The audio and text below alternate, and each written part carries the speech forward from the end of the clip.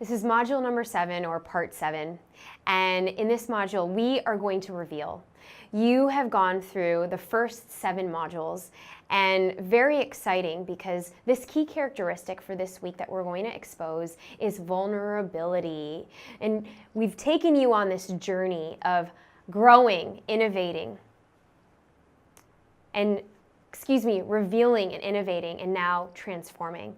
And so with these practice tools, you are kicking perfection out. And it's okay, you're embracing your mistakes and you're embracing your failures. And for this module and this week, we're talking about creating a failure resume and highlighting the top 5 failures that have happened in the practice, that have happened maybe in your own life. And I want you to think about this because maybe then you'll give permission to be more gentle with yourself, to take off some of the pressures that we put on ourselves, but really to be vulnerable and owning up to some of the mistakes that we've made. And that's okay because it's contributed to where we are right now.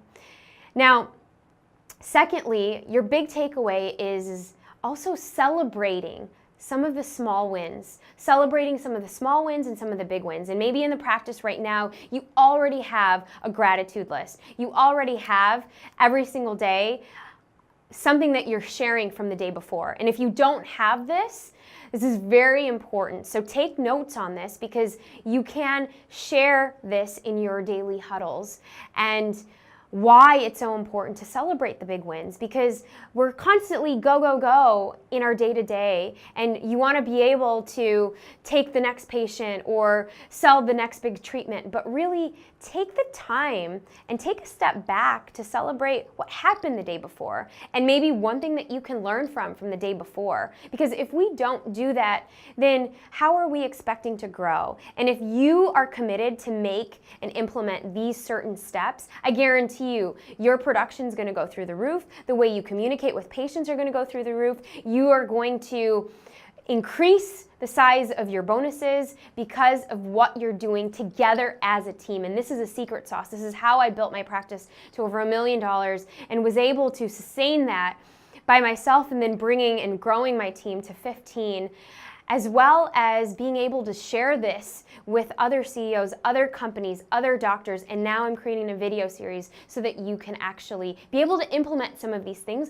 without even the need of a consultant in your practice, because you can replay this over and over and over again, because guess what? Repetition makes things stick. Repetition is the keys to building your emotional six-pack, and repetition, when done consistently, can offer tremendous rewards, and it really is shifting your mindset, throwing out some of those limiting beliefs and really coming at it from a different lens and a different perspective. So, what are you grateful for? How are you going to embrace your failures? What can you learn from that? How has that shaped you?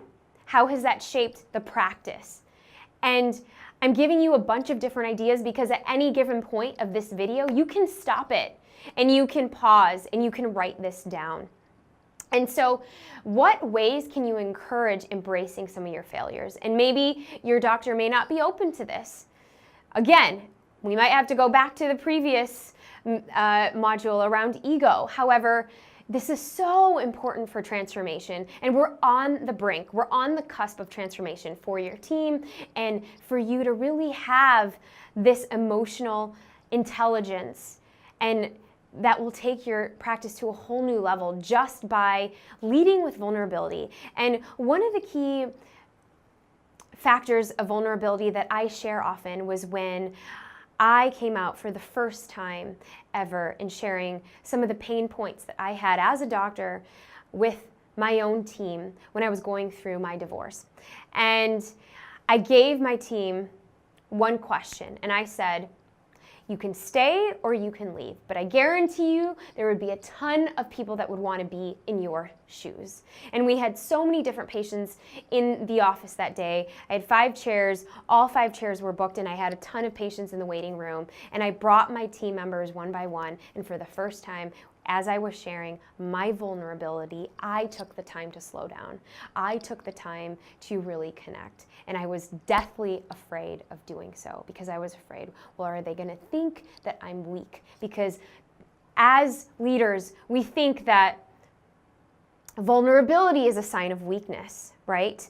And we have all of these different examples from TV shows to people in our lives, and that's why we have to hold strong like we're warriors. But what I'm here to tell you and share with you is how many times when you've acted with pure vulnerability, sharing things about yourself that you're kind of afraid and hesitant to share, but when you did, your patient or your team member or even your doctor responded differently.